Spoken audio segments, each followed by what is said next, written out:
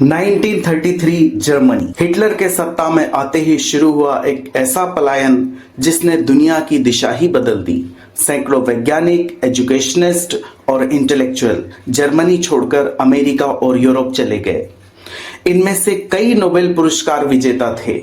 इन्हीं इमिग्रेंट्स ने युद्ध के बाद अमेरिका और वेस्टर्न यूरोप को इनोवेशन का सुपर पावर बना दिया। अब लगभग 100 साल बाद इतिहास खुद को दोहराने जा रहा है।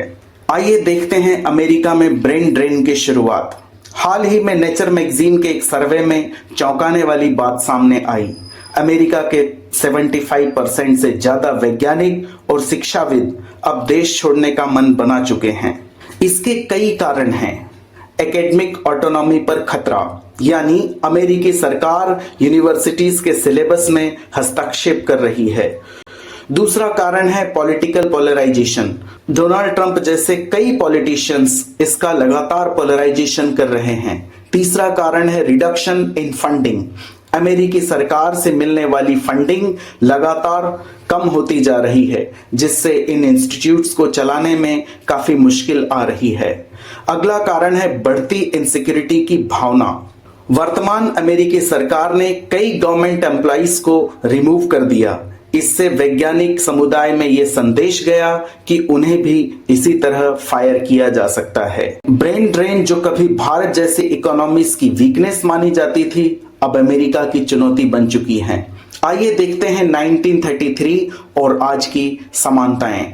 1933 में भी वैज्ञानिकों ने फियर, इंटॉलरेंस और पॉलिसी इनस्टेबिलिटी के कारण जर्मनी छोड़ा था। आज अमेरिका में भी कुछ ऐसा ही माहौल बन रहा है। अमेरिकी राष्ट्रपति डोनाल्ड ट्रंप कब क्या पॉलिसी डिसीजन ले कोई नहीं जानता। ये ठीक वैसे ही है जैसे हिटलर की पॉलिसी मेकिंग बिल्कुल अप्रत्याशित हुआ करती थी। जर्मनी 1933 और अमेरिका 2025 जैसा कि तब हुआ था, आज भी ये टैलेंट दुनिया के दूसरे हिस्सों की ओर देख रहा है। भारत के पास एक ऐतिहासिक मौका। एक सवाल जो अब सबके सामने है, क्या भारत इन टैलेंटेड लोगों को अपनाने के लिए तैयार है? 1935 में भारत के मशहूर वैज्ञानिक सीवी रमन ने मैक्स बॉर्न को भारत बुलाया था। Max born father of atomic bomb Oppenheimer के गुरु थे। वो बेंगलुरु आए और 6 मंथ तक उन्होंने IIS में पढ़ाया था। उसी दौर में पंडित मदन मोहन मालवीय ने अल्बर्ट आइंस्टीन को बनारस हिंदू विश्वविद्यालय आने का निमंत्रण दिया था। ये फॉरसाइटेडनेस थी उन भारतीय नेताओं की जो जानते थे कि ज्ञान, प्रतिभा और स्वतंत्र सोच का कोई विकल्प नहीं होता। आज का भारत बनाम 1930 का भारत। तब भारत आजाद नहीं था, लेकिन फिर भी वैज्ञानिकों और शिक्षाविदों को आमंत्रित किया गया।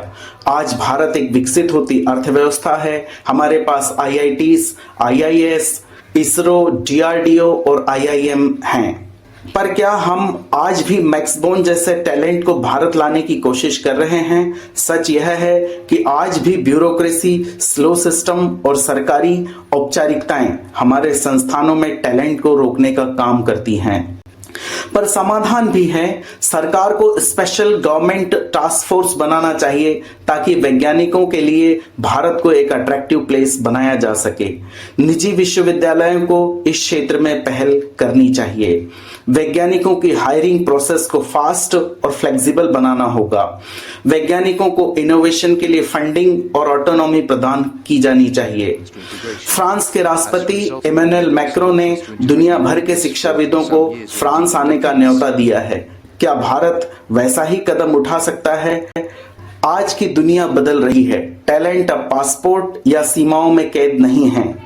अगर हम अब भी नहीं जागे तो दुनिया के सबसे होशियार लोग किसी और देश की प्रगति का हिस्सा बन जाएंगे। लेकिन अगर हमने सही फैसले लिए तो एक नया भारत बन सकता है, जहां आइंस्टीन, बॉर्न या नए जमाने के जीनियस भारत को अपना घर कहेंगे। इतिहास एक मौका दोहराता है, पर क्या हम अपनी दूरदर्शिता को दोहराएंगे? अब गेंद भारत के पाले में है। क्या हम तैयार हैं टैलेंट को अपनाने के लिए? अगर आप चाहते हैं कि भारत विश्व का टैलेंट हब बने तो इस वीडियो को शेयर करिए और कमेंट में लिखिए इंडिया इज रेडी। जय हिंद, जय भारत।